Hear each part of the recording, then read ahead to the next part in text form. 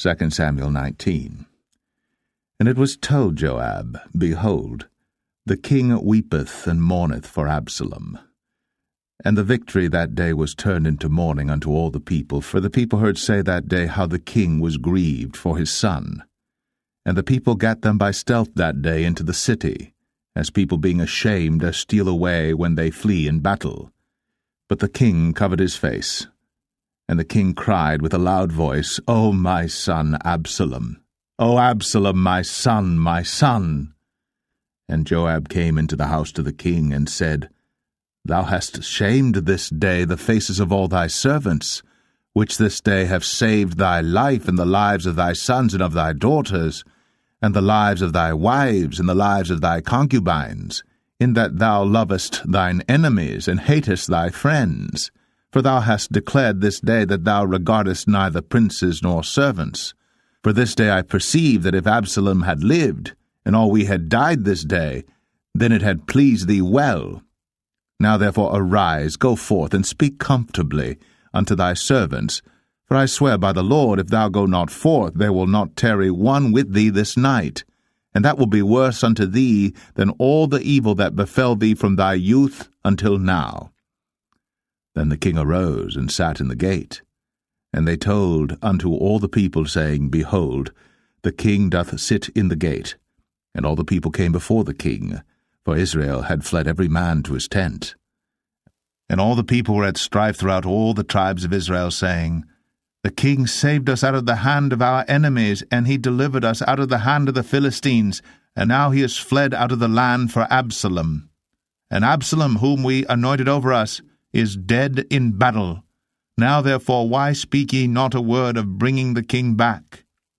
And King David sent to Zadok and to Abiathar the priests, saying, Speak unto the elders of Judah, saying, Why are ye the last to bring the king back to his house, seeing the speech of all Israel is come to the king, even to his house?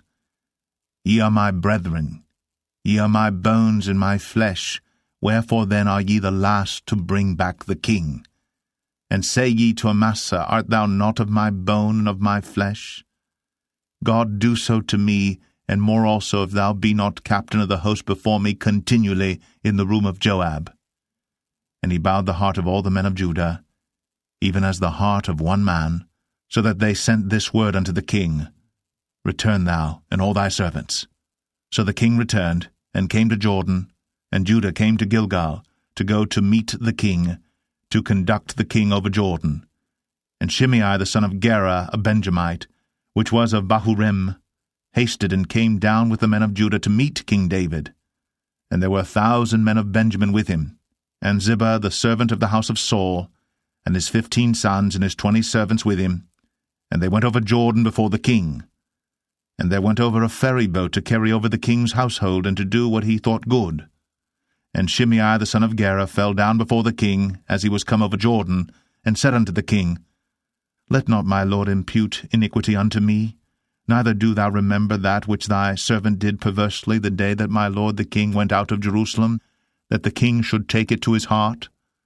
For thy servant doth know that I have sinned, therefore behold, I am come the first this day of all the house of Joseph, to go down to meet my lord the king. But Abishai the son of Zeruiah answered and said, Shall not Shimei be put to death for this, because he cursed the Lord's anointed? And David said, What have I to do with you, ye sons of Zeruiah, that ye should this day be adversaries unto me? Shall there any man be put to death this day in Israel? For do not I know that I am this day king over Israel? Therefore the king said unto Shimei, Thou shalt not die. And the king sware unto him.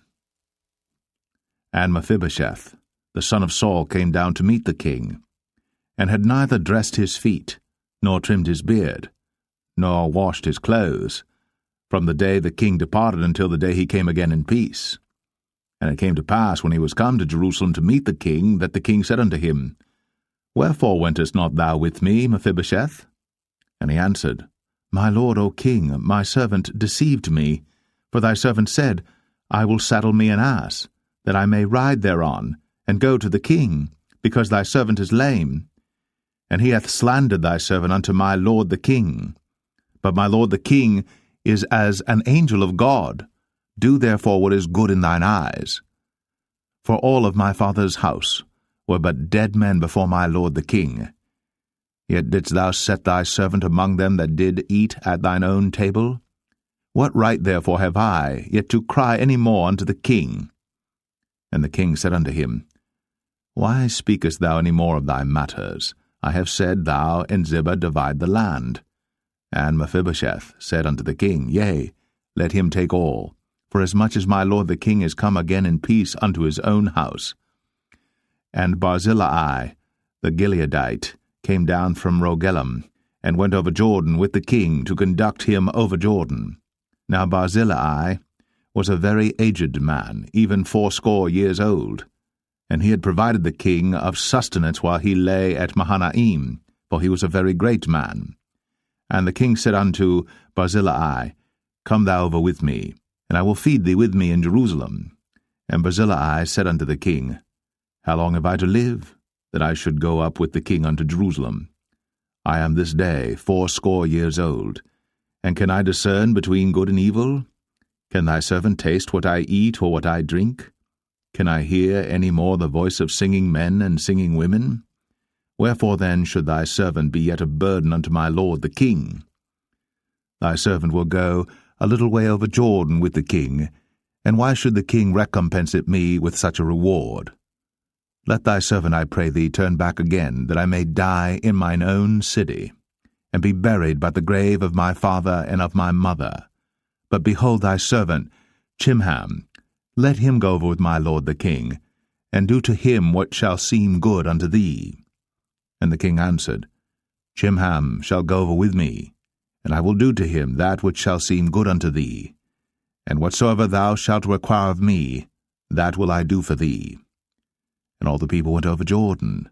And when the king was come over, the king kissed Barzillai, and blessed him, and he returned unto his own place. Then the king went on to Gilgal, and Chimham went on with him.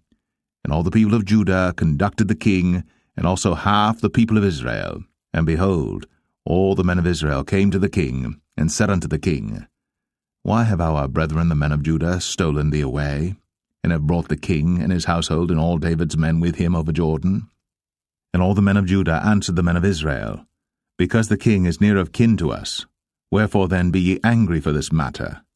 Have we eaten at all of the king's cost, or hath he given us any gift? And the men of Israel answered the men of Judah, and said, We have 10 parts in the king, and we have also more right in David than ye. Why then did ye despise us, that our advice should not be first had in bringing back our king? And the words of the men of Judah were fiercer than the words of the men of Israel.